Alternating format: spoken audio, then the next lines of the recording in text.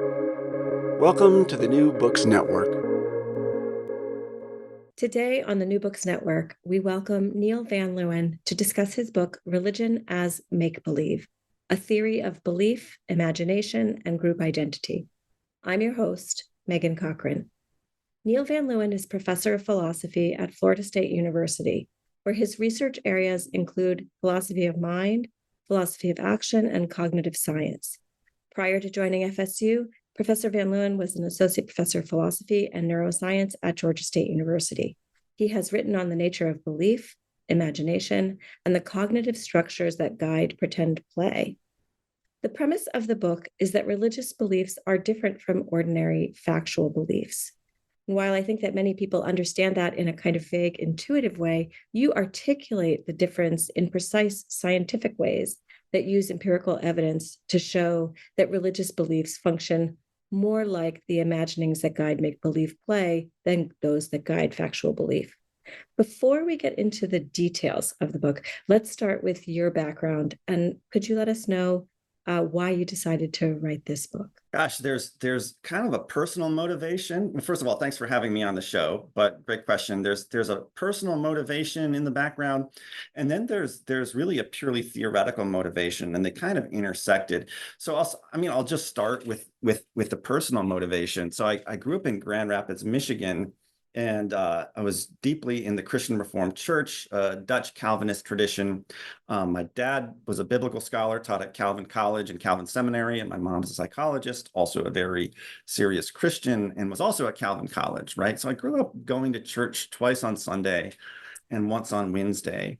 And I might be crediting myself too much, my younger self. I was a Christian too, but I often had this sort of feeling that it was there was something inauthentic about people's religious behavior. And maybe that's a bit of a mean way of putting it, but like it was sort of a game that people were playing. So I think I had that lingering suspicion at kind of a young age, right? And I went on and studied classics as an undergrad, and I got more into philosophy. I went to grad school for philosophy, and I started, this is the theoretical motivation. I started working on this question that David Hume raises, which is what's the difference between fiction and belief? Where by fiction, what he means is an imaginative attitude, right? Like imagine Peter Pan just flies into the room with you. So you've got a content there. Peter Pan just flew into the room.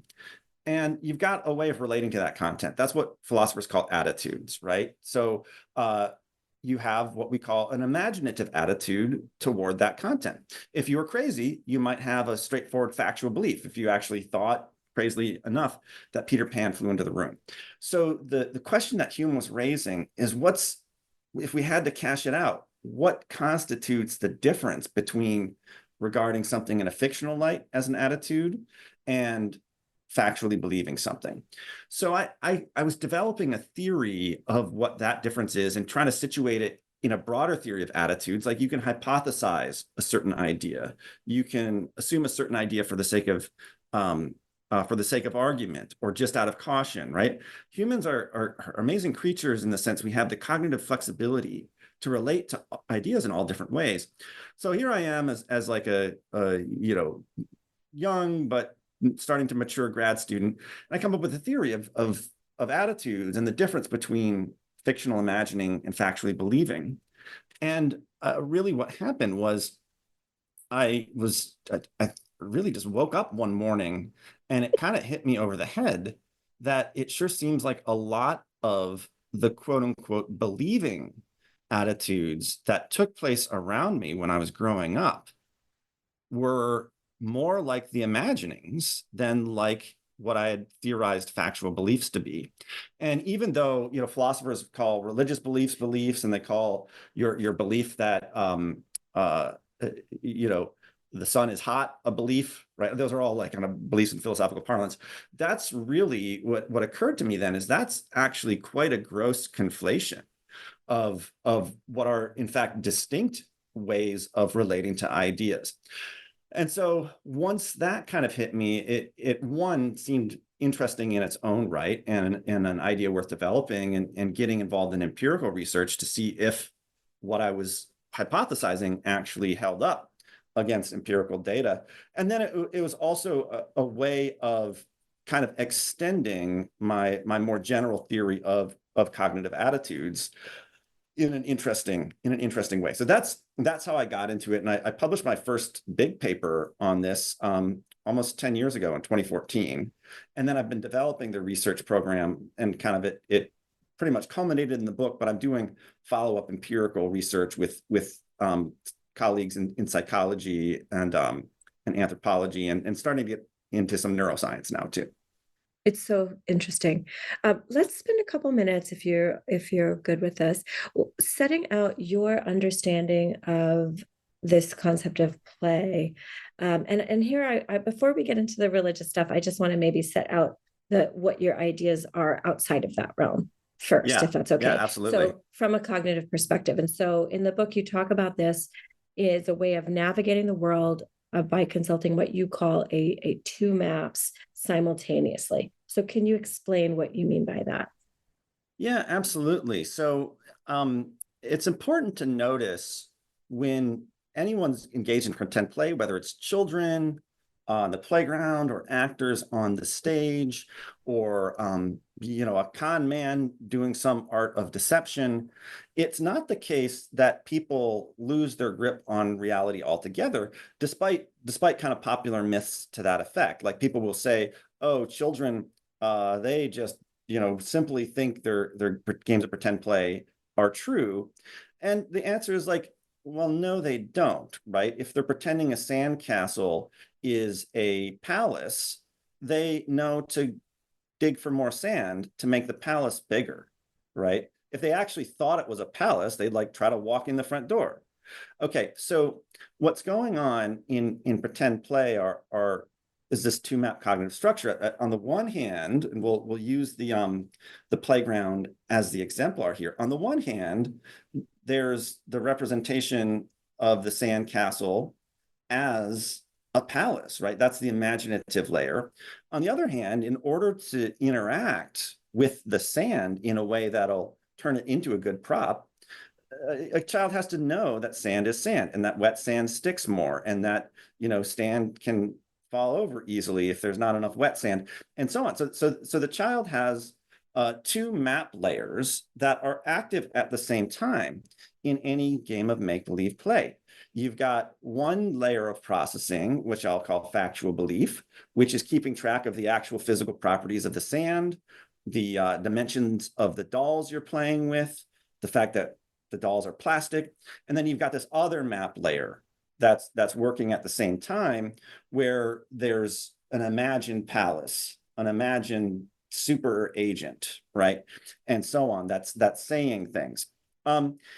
And one of the important points that I think gets overlooked is that in one action, you'll see both map layers, both layers of processing at play at the same time, right? So when a child makes a voice for an imagined super agent that's like represented by one of their dolls, for example, all right, the child is both using the representation of that doll as a mighty agent who speaks. On the other hand, they're also making use of their factual belief that plastic doesn't speak, because otherwise they wouldn't know that they had to make the voice on behalf of the plastic thing. All right, so this gets at what I call the two-map cognitive structure. And just to round that out, in pretend play, there's continual reality tracking, which is just keeping track of the fact that the sand is sand, plastic is plastic, the dolls don't talk, and then non-confusion. They don't get the two map layers confused, right? So my theory of attitudes is basically kind of gives a theory of, well, how is it that people have to relate to each different map layer in order for them to use it effectively in guiding action? So you talked about how in the context of play, even when very, very deep in imaginative play, people have no trouble tracking the difference there. They know when the sand is too wet or they're interrupted by something in the real life. They don't like forget that they're a real person in a physical world. So they're able to keep that together. But how does that work? Like, why is it the case that the factual beliefs will influence the imaginary beliefs, but it doesn't go the other way. Why doesn't it go the other way? Well, and the short answer is, well, that we're just set up to be able to do that, right? So let me I'll kind of say what I think the difference is between factual belief and imagining, just to get the main differences on the table. The first is that factual beliefs, they're really involuntary. You can't help having them, and they're not subject to incentive, right? So if I were to say, hey, Megan, I'll give you $1 billion if you factually believe that you're not wearing glasses right now. Oh, and you're not allowed to take them off. You just have to form the belief. You couldn't do it. You could pretend to believe that, but you can't just decide to believe that today is Wednesday. You can't just decide to believe that rain and clouds have nothing to do with each other. And most of the things that we factually believe are knowledge. Otherwise, we wouldn't be able to navigate the world. But just as you can't decide to stop knowing that clouds produce rain, you can't decide to stop factually believing. So there's a lack of voluntary control, right? On the flip side, with imaginative attitudes, you can structure it how you want. You can decide to imagine that you're not wearing glasses, and you have the voluntary freedom.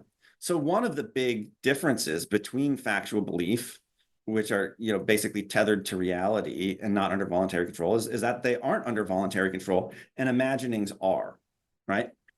And the other side of that is that factual beliefs are tied to evidence, or they're what I call evidentially vulnerable, right? If the world shoves evidence in your face, contrary to one of your factual beliefs, and this happens quickly and easily, it gets revised, right? So if you factually believe, and I'm using factual belief, by the way, as a term of art. It's like my own technical term, but people kind of know what it is. Like, it's what you actually think.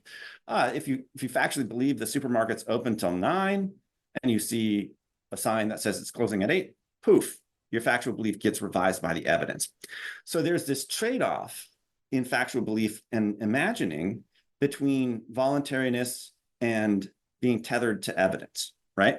And it's kind of good that our factual beliefs are very responsive to evidence and also vulnerable to evidence. What causes them to be extinguished is evidence.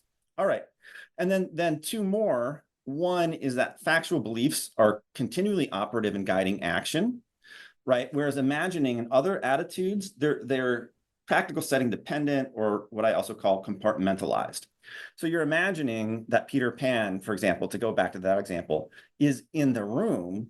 If you were in the practical setting of make-believe play, it would guide your action then, but then you kind of leave it at the door of the make-believe play. Or if you exit the stage, you're no longer Lady Macbeth, all right? You're fixing your head mic, right? Or you're you're changing costume or whatever it is, right? So whereas with factual beliefs, they're operative always. Even when you're on stage, you keep track of where the trap door is, right? And then finally, so the fourth difference, I went out of order a little bit, is that factual beliefs guide inferences in imagining, but not vice versa. This is a little bit technical, so for people listening, I'll try to do it quickly.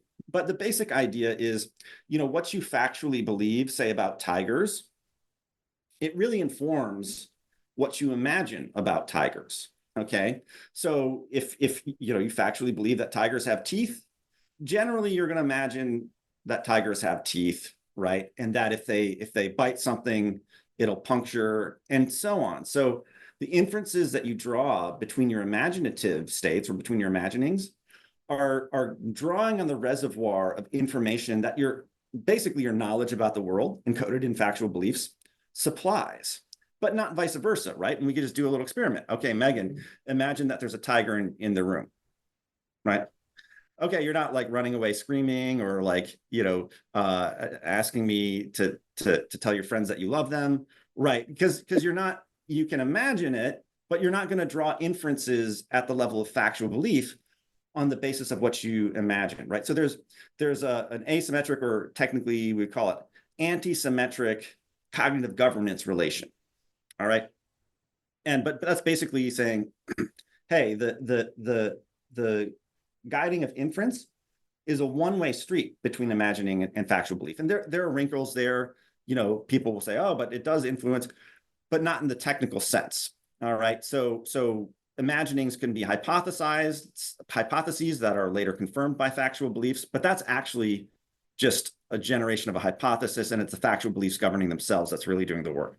So you take those things all together, right? And I know this is a lot, but voluntariness, evidential vulnerability, practical setting dependence or compartmentalization, and cognitive governance or asymmetric cognitive governance. And that tells you what the difference is between factually believing something and fictionally imagining something. So that's the overall framework, right? And it applies to other things too, like if you just have a supposition, right, in a mathematical proof, for example. Well, that's going to be more like the fictional imagining, just for a different practical setting, right? The mathematical proof, and so on. All right, so that's the broad framework. And the beautiful thing is humans have this cognitive flexibility, to keep a grip on reality, but then to voluntarily have these attitudes that can guide their behavior in sort of temporary and compartmentalized settings. It's extraordinarily useful, and it shows up in pretend play, it shows up in planning, shows up in scientific research with hypotheses.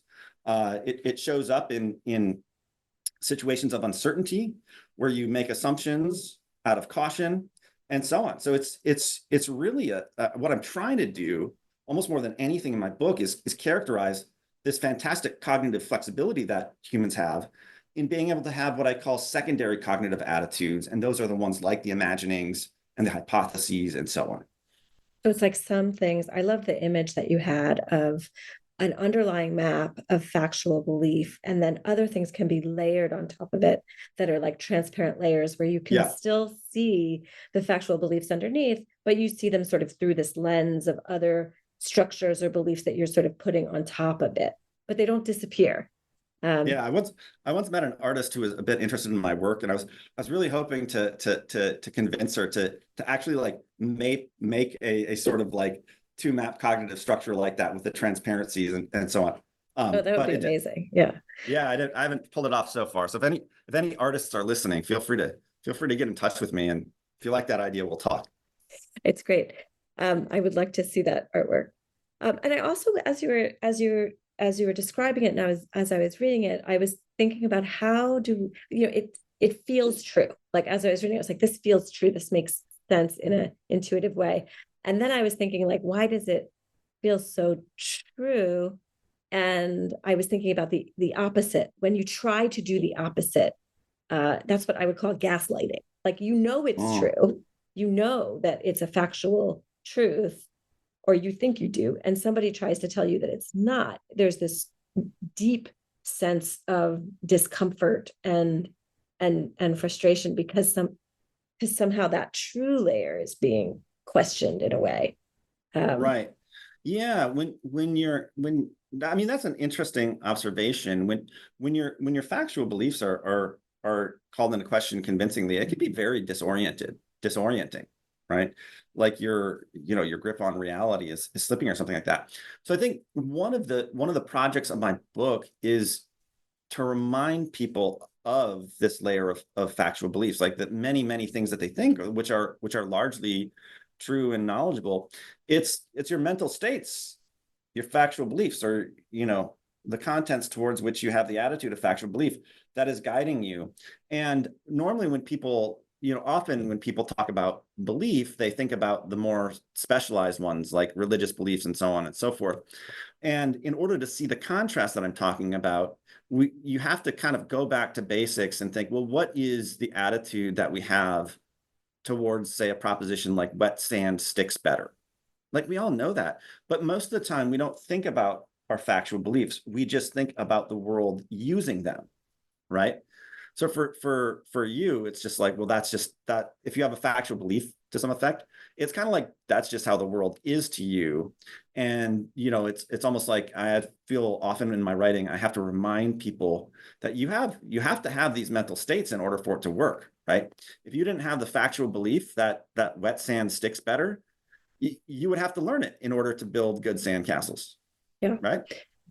So I want to turn to the religious sphere, and you make a distinction in the book between thinking something, and we don't. This doesn't have to be religious, but I sort of want to get us in that direction. You make a distinction between thinking something and believing something. So can you just speak to that difference a bit? Well, that's a linguistic thing. So the main thing, let me back up a little bit. Yeah. So we've characterized the difference so far. This is kind of, we did a quick version of chapter 2 where I set up really the theoretical framework. So we've characterized the difference between factual belief and imagining. And then the next question for chapter 3 is, well, where do religious beliefs fall, right? Is it this attitude of factually believing, the involuntary, uncompartmentalized, cognitively governing, evidentially vulnerable one, or is it more like the imagining, the voluntary, compartmentalized one? And so I do a case study in, I use some anthropological research from Tanya Luhrmann and John Bialeski that studied the Vineyard. They studied the Vineyard Church, which is a charismatic evangelical American denomination, or I'm not sure I should call them a denomination. Those terms are technical. You're the seminarian. You can set me straight on that. But they're a large church community with lots of churches around the world even. So I use that, and I basically made the case that if you look at the patterns in behavior and thinking and reasoning and so on the part of Vineyard members, it sure looks like a lot of their beliefs, like that God is talking to them, the things that God said to them, it looks like they're voluntarily chosen. The beliefs are voluntarily chosen, right? Well, that's not factual belief, right? If you look at the sorts of compartmentalization of people forgetting to act on the very idea that God exists 6 out of 7 days a week, and then admitting this, right? That looks like compartmentalization, right? Kind of like imaginings are compartmentalized to make believe play. Also, Vineyard members often play a lot of make believe, like that God is going for a walk with them, or they set a plate for God at the dinner table, that sort of stuff. Okay, and then in terms of the inferences they draw, let's set that aside because that argument is more technical. But it seems like there's this anti-symmetry in governance, and then kind of the whole point of faith is it's something that can happen without evidence, and sometimes even contrary to the evidence, right? So if we look at the features, at least on the cognitive side, that distinguish factual belief from fictional imagining, it's really looking like the religious beliefs fall on the imagining side of that divide on all 4 dimensions, which, if it's true, it's incredibly striking. So it's sort of like one interesting and crazy and weird thing that humans learned to do was to use their imagination or their power to have an imaginative attitude to form these reverential identity constituting attitudes, which I call religious credence, right? Just to have a term that'll be unambiguous between that and factual belief. All right, so zoom forward to thinking and believing. What I argue kind of in chapter 5 is that, okay, I'm drawing this distinction as a researcher and a theoretician, but we have empirical evidence that lay people are kind of aware of the difference, right? And it shows up in the language that people use to describe the mental states of themselves and others. So long story short, if you have a sentence, and we did this study, so I did it with colleagues Larissa Heifetz and Casey Landers on one study, and then Tanya Luhrmann and Kara Weissman on a cross-cultural study. You say, okay, fill in the blank. So Jeff blanks that George Washington was the first US president. They'll tend to use thinks, right, for those matter-of-fact contexts. If you say, Jeff blanks that Jesus rose from the dead, people will overwhelmingly tend to use believes, right? And this holds up in various conditions. I encourage people to look at, chapter 5 of my book or the official published studies, because we came at it from a number of different angles, including using corpus linguistics. And even setting contents aside, for religious type believing attitudes, people tend to use believe. And for more matter-of-fact attitudes, people tend to use think. And this is true even when you have a free response, right? So for a free response in the religious context, people use believe like 51% of the time, I think, even though they could pick any word that was, a verb that would work in that context, like says, knows, hopes, whatever, they'll tend to use believes, right? Whereas for non-religious contexts, matter of fact contexts, people only use believe like 8% of the time, right? And believe, by the way, the word believe is very flexible. It can be used in different ways. It can be used as what we call an epistemic hedge, just indicating uncertainty. Like, I believe the store is open till 9. It's a different kind of believe from I believe Jesus rose from my sins. So we were looking at the religious use, but the long story short is, well, it seems that people are at some level aware in their intuitive psychology of this distinction that I'm drawing at a theoretical level. Of course, why did I bother coming up with a theory? Well, you still have to do the psychological research and coming up with a theory of what it is that people are tracking and what's going on in people's heads. But people intuitively regard religious belief as a different sort of attitude from straightforwardly thinking things are so. So and with as exhibited by the preferential use of believe for religious attitudes as opposed to think. And there's some history behind that. So believe is actually etymologically related, through Germanic to love, right? Wilfred Cantwell Smith says that the word believe in the time of the King James Bible used to mean something like to hold dear, right? So a different kind of way of relating to ideas, at least, or even people, from the dry, cognitive attitude of factual belief that most philosophers theorize under the word belief, right? So one thing that comes out of this is that philosophers kind of speak a somewhat different dialect of English in how they use the word believe from ordinary lay people, right? Okay, so the thing believe distinction, it's not a hard distinction. It's really just a pattern of linguistic usage that suggests that at the level of, lay people's intuitive psychological, theory or thinking, they're sensitive to a difference that I'm positing at a theoretical level. Fascinating. You mentioned you say in the book that if a belief guides practical actions, it works best when it is factually true. But you also say that if a belief defines a group identity, it can still work or even work better if it's not true. Why do you say that? Well, I say it because I'm convinced of it. But what's the evidence? What do you mean by that? Let me rephrase. What am I putting forward here? Well, let's just start by probing some audience intuitions, right? Like, how weird do you think the religious beliefs of other religions are, right? Like, if you're Christian, you look at Hindu beliefs and like, well, that's weird, right?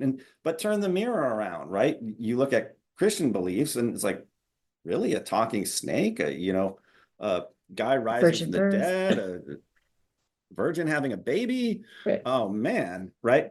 And so any sort of religion, often political ideologies, have what, if you were just to assess them rationally, these very bizarre elements, and that's something genuinely to be explained, right?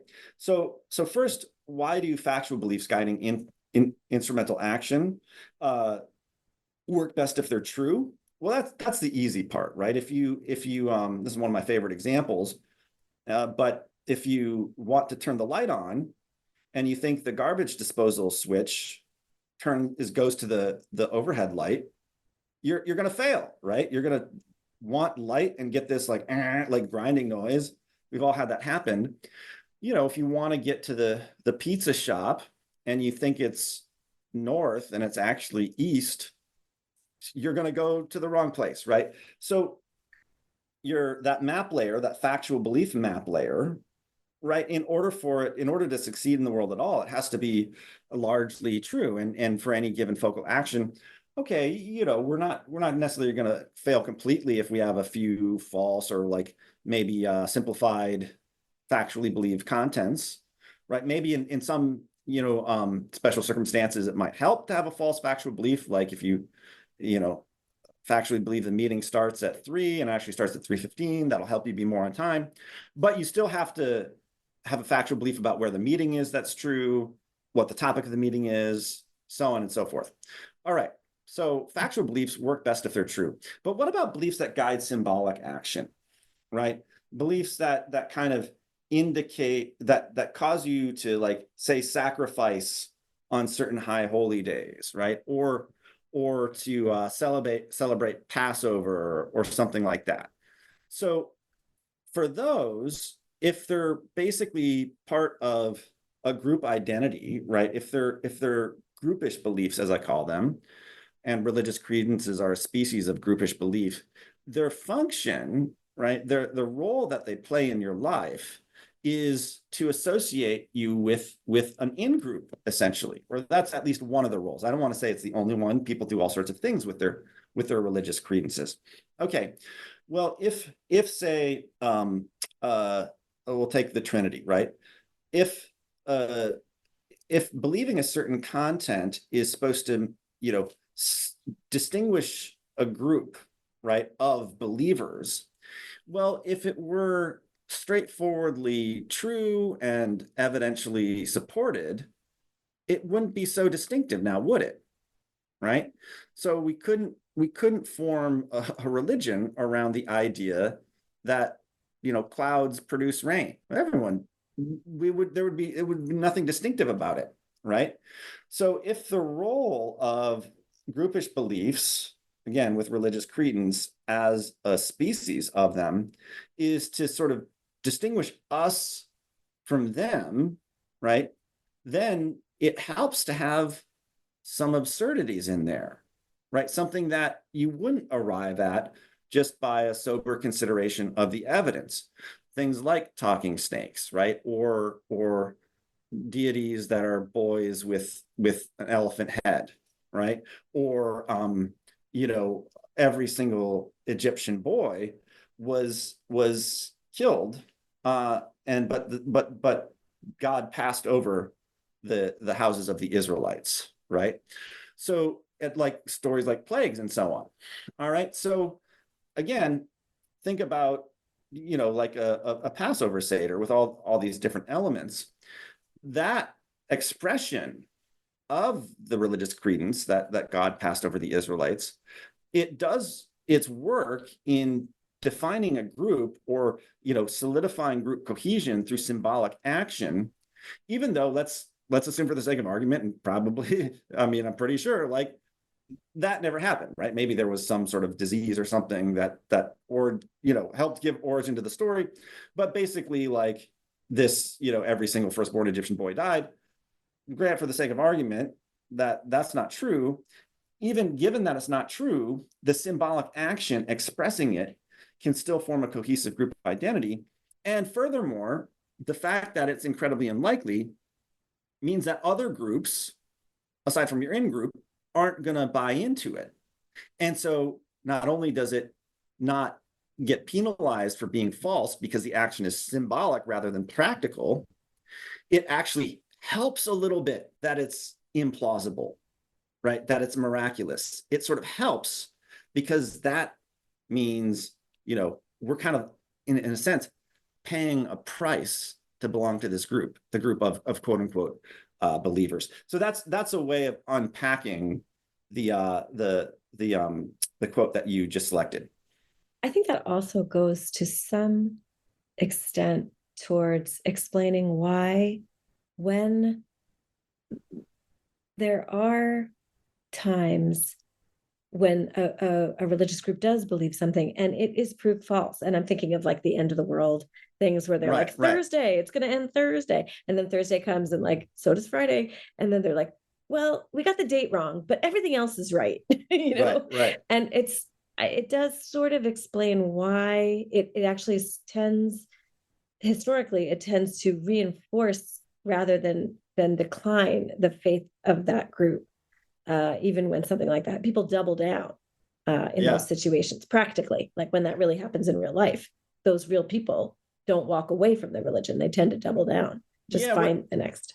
what tends to get people to leave religions is that they might have a moral qualm with the guru, or it doesn't fit them socially. After the fact, people might say, oh, it's because the evidence, proved it wrong. But it's like, look, you don't need, further evidence to know that there's no talking snakes, right? You don't need further evidence to know that people don't rise from the dead, that mud doesn't cure blindness, right? I'm taking examples from Christianity, but it's not like you don't know those things. So the buy-in to them is not really an evidence-based sort of thing. It's rather a faith phenomenon, and the way I see it, this mental state of religious credence that I'm theorizing, that's like the cognitive component of faith, with faith being sort of a more overall orientation. And maybe we could just do an example, if you don't mind. Like, can you Oh, talk sure. about how prayer works? When people pray for the intervention of God, how does that work in this two map structure, and what are they praying for exactly? Well, that's a good example. I mean, I would say this is where, attitude versus content is useful. Like, so what they're praying for is what they say they're praying for. Say it's like for their friend to get better from cancer, right? Or something like that. What you see with petitionary prayer, kind of everywhere you look at it, is people don't really rely on it, right? They'll pray for things, but they won't expect, and obviously, people are complex, and there are, 8 billion of us right now. So this is a not completely totalizing generalization, but for the most part, people don't expect the things that they pray for to happen just automatically and on their own. Rather, petitionary prayer is usually supplemental to practical action, right? So people will go get, they'll pray, but then they'll go to chemo or encourage their friend to go to chemo, right? So it's like there's an attitude towards, all these kind of factual, practical things, right? This attitude of factual belief. And then there's this sort of other attitude, which is almost always supplemental, which in its own way is compartmentalized, right? Because you don't expect everything you pray for to happen, right? And in fact, people pray for stuff and they're surprised when it happens. All right. So that's generally what you see. I mean, John Bielewski has a good example in his book, a diagram for fire. And he points out there's this prayer group in the vineyard where one of the young women, I think, was having financial difficulties, and so they all prayed for her, for God to alleviate her financial difficulties. But what they ended up doing was quietly, helping out themselves, and then subsequently attributing the fact that her finances got better to God, when they did the exact same thing that any atheist might do for one of their friends, right? Which is just give them some money, or give them financial support in other ways. So you have a two-map cognitive structure, one where there's this kind of sacralized make-believe play that God is doing the work, and then on the other hand, the factual belief layer about how bank accounts work, right? Like, people also don't generally ask God for direct deposits, right? Or if they do, they don't actually expect it to happen, right? And no one, and Bielewski points that out, like, why did no one ask God I'm for a direct tempted right deposit? now to go ask for Yeah, I that. mean, Yeah. let's see what, I mean, you might as well. I mean, in a sense, you might as well. But it does, it is telling, and Justin Barrett did some experimental work on this that came out in the early 2000s, where if you look at what people petitionarily pray for, it tends to be the kind of stuff that might happen anyway, not obvious violations of the laws of physics, but a psychological change to happen, or a biological change to happen, right? The sort of stuff that might happen anyway, even though God's supposed to be all powerful, right? So the way, and look, there are lots of ways of interpreting the fact that petitionary prayer is almost always supplemental to practical action. So some people might think, well, my critics would disagree with my interpretation, but here's my interpretation. It's a sort of sacralized make-believe play that, makes your group more cohesive, like saying, I'll pray for you. It's kind of a way of saying, hey, I'm on your side. We're in this together, right? In some sense. So I think that's what's going on there. Is a sort of sacralized make-believe play. And just like, the child on the playground doesn't expect the plastic doll, even though it's a super agent, to move itself, right? The Christians don't expect the direct deposit to happen without their doing something, right? And so it's kind of like the success that happens from these practical actions are then kind of used as a prop in the game of make-believe that says the prayer actually worked. Well, I want to talk about doubt for a moment. So Sure. most religious people, even those of very deep faith, or maybe especially those of very deep faith, have doubts, real doubts about some aspects of their faith doctrine, whatever it is. How do you explain or understand the way that faith works, even when someone does have these considerable doubts? And why is it that these doubts tend not to respond to evidence-based arguments, but that there's other ways of convincing people of faith? Like, what is it that they're latching onto to get through the doubt? Yeah, I would say that I mean there's a lot to say here, but probably we want to like fractionate doubt into a couple different varieties just to so let's set aside like moral doubts, right? You might think, okay, the morality that's espoused by the church isn't actually getting at what's the right thing to do. So let's set that aside, but people will have doubts about they'll experience doubts about the existence of God, right? Or doubts about the resurrection, right? Or the afterlife, or what have you. And I think what this sort of is I think it's particularly pressing among Christians because according to Christian, doctrine and theology, you're supposed to believe, right? So other religions, they have beliefs, but it's kind of like, well, what it takes is just do you do the practices and the rituals and so on, right? Whereas Christianity has made it constitutive of being a Christian that you, in some sense, believe. And so I think the sort of what Josh Brzezinski, another anthropologist, calls ontological anxiety. I think it kind of inflicts Western and maybe even American Christians the most because the doubt bothers them, right? Because they think maybe I don't believe enough, right?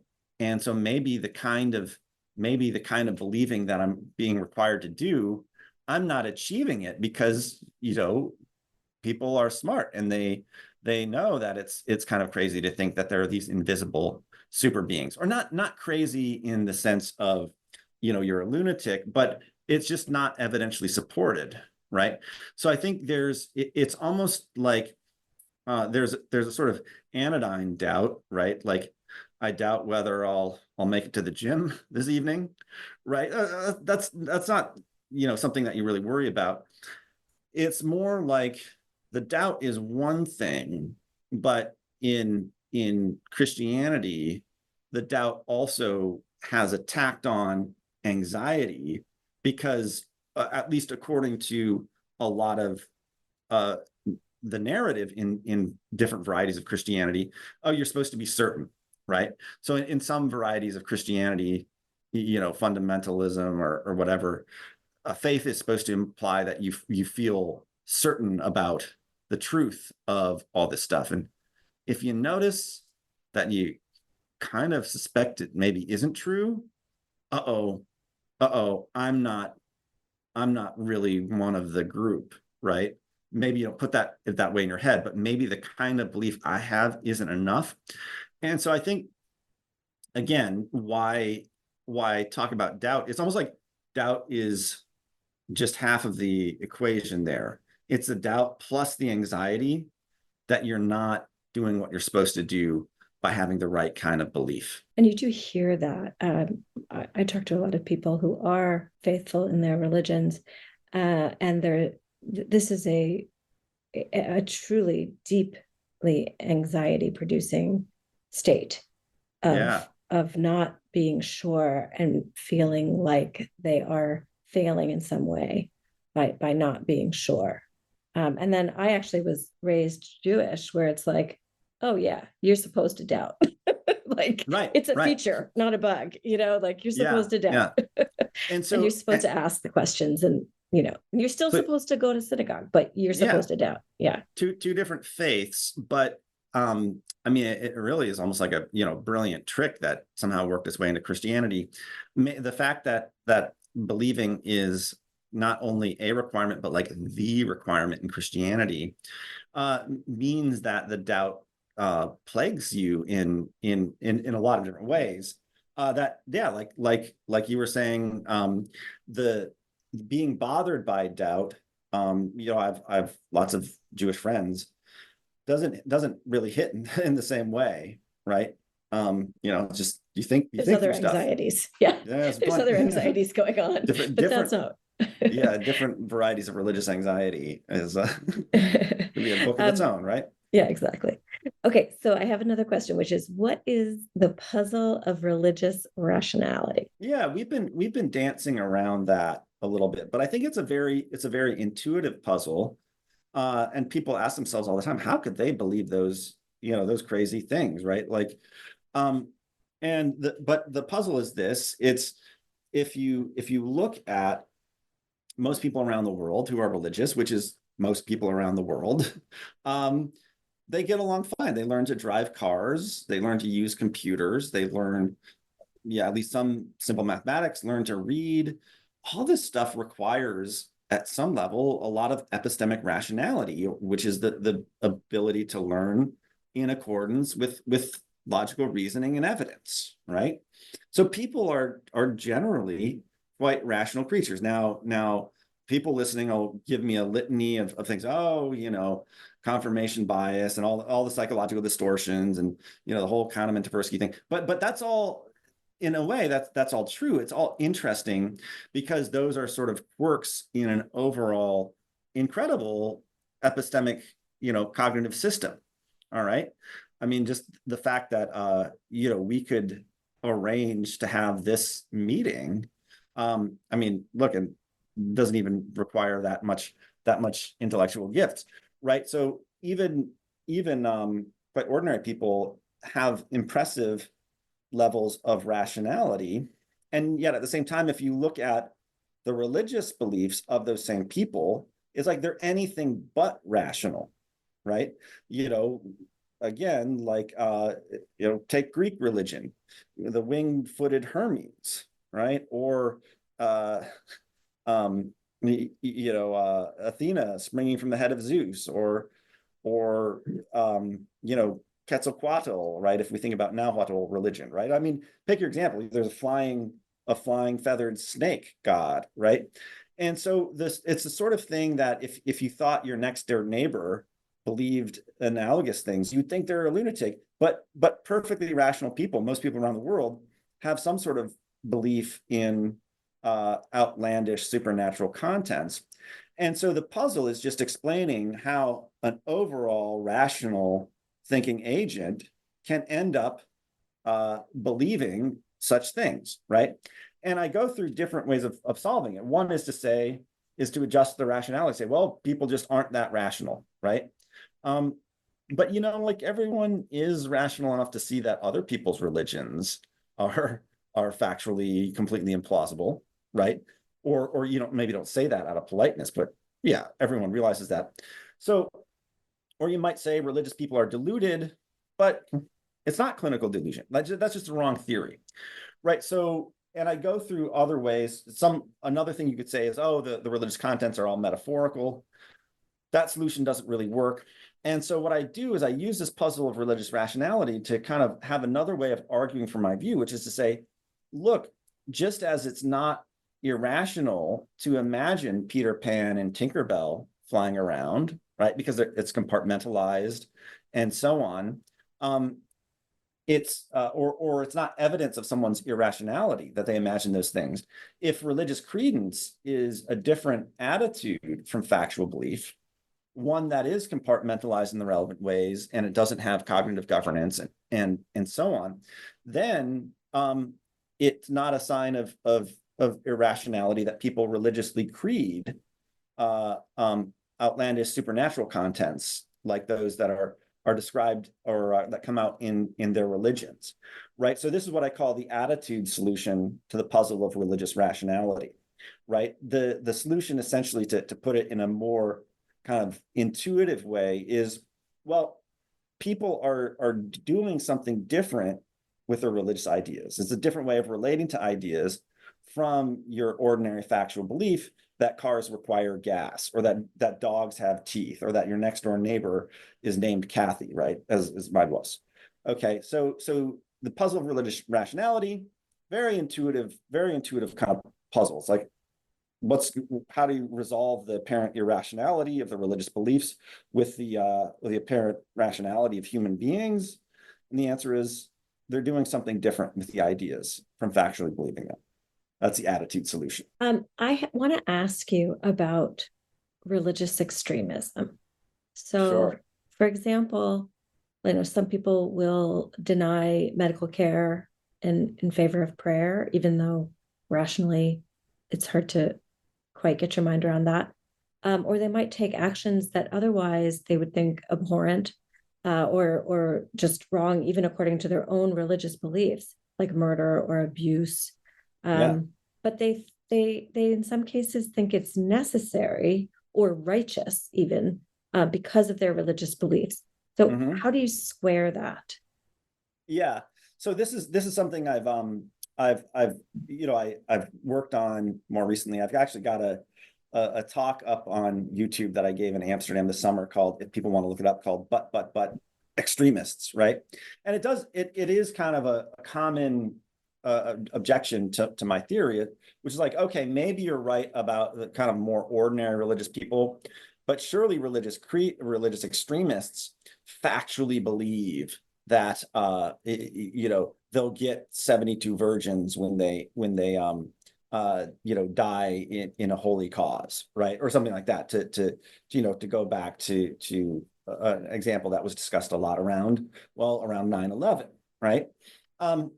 And I could say that, right? It would be, and maybe it's true in some cases, but okay, the religious extremists, they factually believe all their contents and of their doctrines and stories of their religion. But I actually don't think in most cases that that's what's going on. What I think is going on with religious extremists is a couple things. One is just very, very costly signaling, right?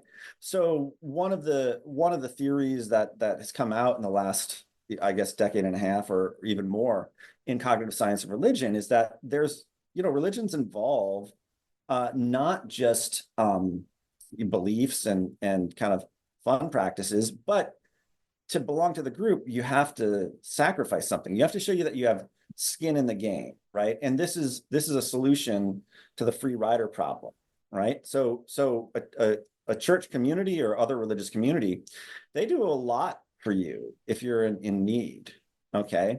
But how do you know that someone is not just faking allegiance in order to have that kind of social security, as it were? Well, if it's a practice to have costly signals, right?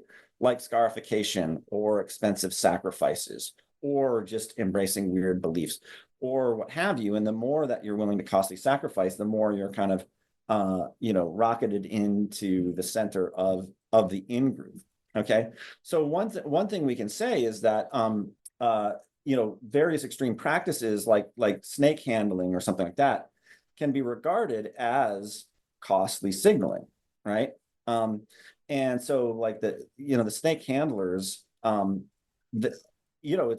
do this kind of a wild practice, but it's not like all the time, right? It's on very special, like at least it's in church, right? And you don't go up and handle the snake every single time. So that's a costly signal. And the fact that it's so compartmentalized makes me think, okay, this is more of a religious credence coupled with a costly signal, rather than they just straightforwardly factually believe that they can get away with getting bitten by a rattlesnake, right? So, and the kind of telltale sign is the fact that it's regarded as courageous shows that they know that at some level they know the contrary, that it really is dangerous to handle that snake, right? Otherwise, you wouldn't be like, oh, Megan is such a hero for handling the snake. She's so, courageous and has such a great display of faith. You'd be like, well, of course she can get away with it. She just, she's Christian, so the snake's not going to kill her, right?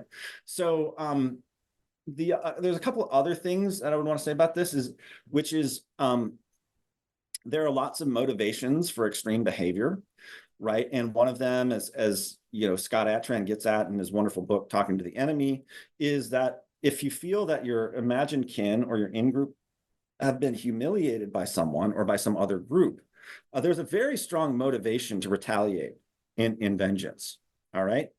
And if that's what you're going to do, if you're also religious, if you also have religious credences, you're going to do that retaliation and that vengeance in a way that has religious trappings, or it has some symbolism added to it, right? So there's that going to be, when you look at extremist action, it often has like this element of symbolism or almost symbolic play, right? Or group identity constituting symbolic play, which again is sort of evidence that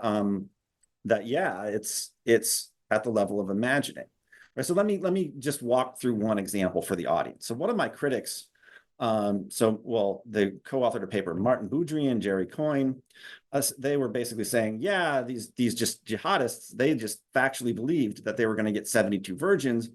After all, according to intelligence documents, they had doused themselves with rose water before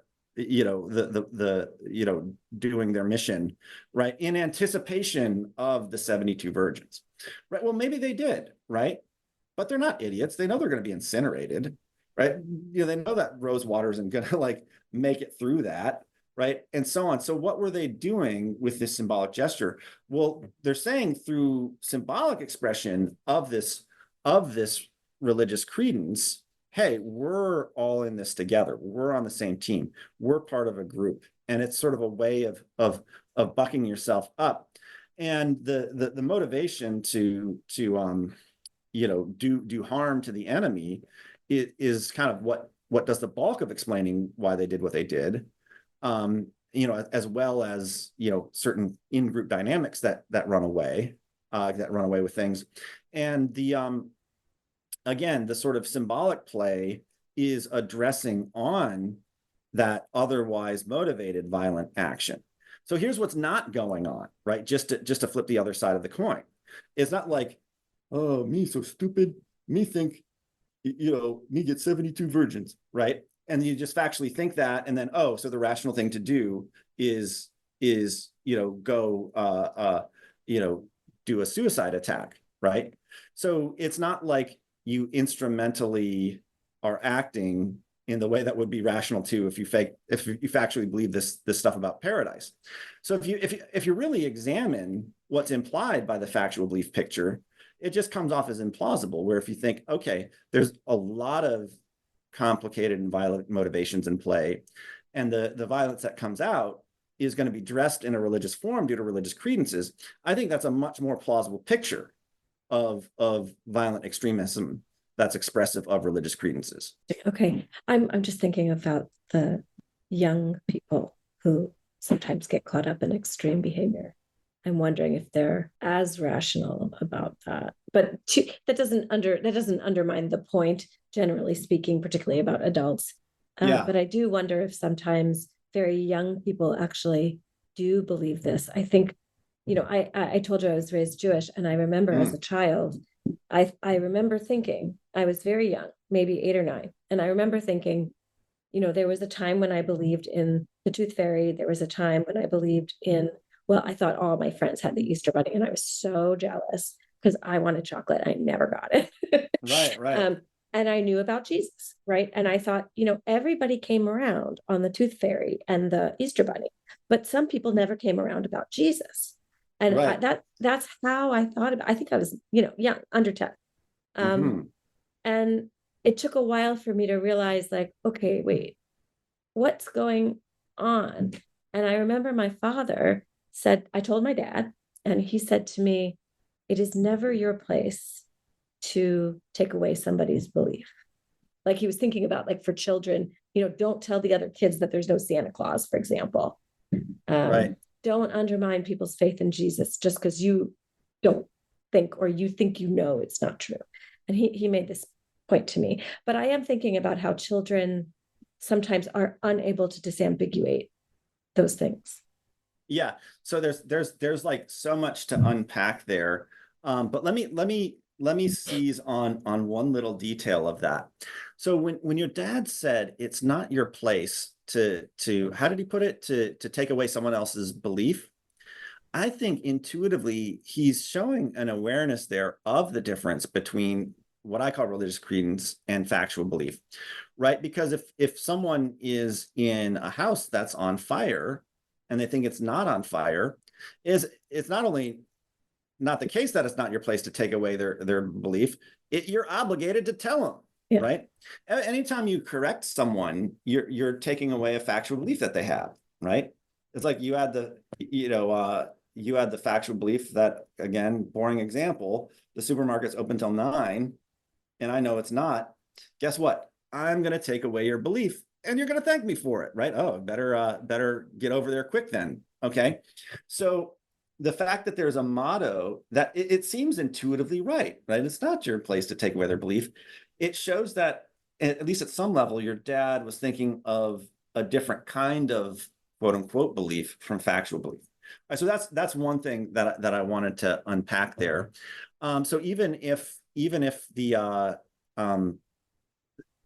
okay, so the second thing that I want to say is that this could be true in a lot of cases, right? Many kids could, like, just factually believe that there's Santa, right? But I think a lot of them do transition to a more playing along kind of, maybe like a game of make believe that we're all playing together, and we're just not going to say it, right? That we all know there's no Santa, right? And so what I think kind of it's a good analogy. So if you take that that playing along kind of believing, right? Or when Peter Pan the play is put on, everyone has to, like, clap to express believing in Tinkerbell. It's this playing along kind of believing that unifies us as a group, is different from straightforwardly factually believing. So since the point that I would make here is that since attitude and content are distinct features of a psychological state, one person could have an attitude of factual belief, say to the content that Santa Claus exists, and another person could have an attitude of imagining, another person could have an attitude of religious credence, all to that same content. And it might change over the course of someone's life. So one of the things that I think is useful about the way I approach this is I do distinguish attitude and content, I think, more forcefully than a lot of people who write about this sort of stuff, in a way that allows us to say those sorts of things. Yeah. It could be, and here's an example from Ingela Vissuri, a great researcher in cognitive science of religion. She works with people who are on the autism spectrum and who have religious practices and experiences and such. And she says one of her informants, straightforwardly thought until he was about 17 that unicorns existed, right? And you could see how someone on the spectrum might not read the indicators. And just as he heard people talking about elephants and tigers, he also heard people talking about unicorns, and he just factually believed that unicorns exist. Okay, so most people fictionally imagine unicorns existing, right? So same content, different attitude. So you're absolutely right. It could work in different ways. And so it really, I think this is going to be an interesting question in developmental psychology, right? And if you take my work seriously, it's sort of like, well, when does the differentiation between factually believing and religiously creeding, when does it sort of start to come online, right? And I think that's going to be hard to tease out. But there is some work, again, in developmental psychology that's relevant to this already. So Paul Harris and basically a bunch of his proteges have looked at, going back to the topic of doubt, levels of confidence in the existence of religious supernatural entities, of people's own religions, right, versus scientific entities, all invisible, right? So it's like God and angels, how confident are people that those exist, versus germs and oxygen, for example. And even very religious people also, and this shows up already in children, show higher levels of confidence in the existence of the scientific entities, even in staunchly religious societies like United States and Iran, than they do in the in the religious supernatural entities, right? So I think that's very telling. I think, maybe hopefully with my work as a theoretical motivation, hint, developmental psychologists, if you're listening, this could be a good question. Feel free to get in touch with me. Yeah, like when does the differentiation between religious credence and factual belief come online? I wouldn't be surprised if it was pretty early, because look, imagining comes online very early. Children play pretend play, pretty much out of the gate, right? As soon as they can start doing anything on their own, about 1.5, they're starting with pretend play. We are getting to the end of our time, so I'd like to ask you, what is the most important thing that you want our listeners to take away from the book? Yeah, humans have the cognitive flexibility to relate to ideas in all sorts of different ways. And it's important to understand the space of those different ways of relating to ideas, including the difference between religious credence and factual belief. Wonderful. And what is next for you? Well, I'm really going to start transitioning from focusing on internal dynamics to what we would call in philosophy action theory. So I'm starting to develop an action theory of pretend play, right? And you can see how this relates to my work on internal cognitive dynamics of the difference between religious credence and factual belief, or between imagining and factual belief. Like, what is it we're actually doing? What is it people are actually doing when they engage in pretend play as a form of action or human behavior? And of course, this is going to have lots of applications, from understanding what deception is, to understanding symbolic political or ideological action, to understanding ritual. So I'm going to be starting to ramp up that part of my work a lot more, and hopefully publishing papers and maybe even writing a book before too long. Well, we will look forward to that. And in the spirit of helping our listeners find their next great read, what do you recommend that they read next? Well, I've got a lot of answers to this. If I'm going to limit it to one, however, I would recommend Joe Henrich's The Weirdest People in the World. And for people who don't know about this book, it's really marvelous. Weird is two meanings to it. One is what you think. The other is WEIRD, Western educated, industrial, rich, democratic. So people who live in societies that fit that description are also, from the world historical perspective, weird psychologically, right? So we're not, I mean, I say we because, we come from broadly the same kind of stretches of North American society. Like, we're not usual. The way people's psychology of morals functions in most of the world and in different societies is different from us. Analytic thinking versus more holistic thinking, we're weird on those dimensions, right? And how we relate to families and groups.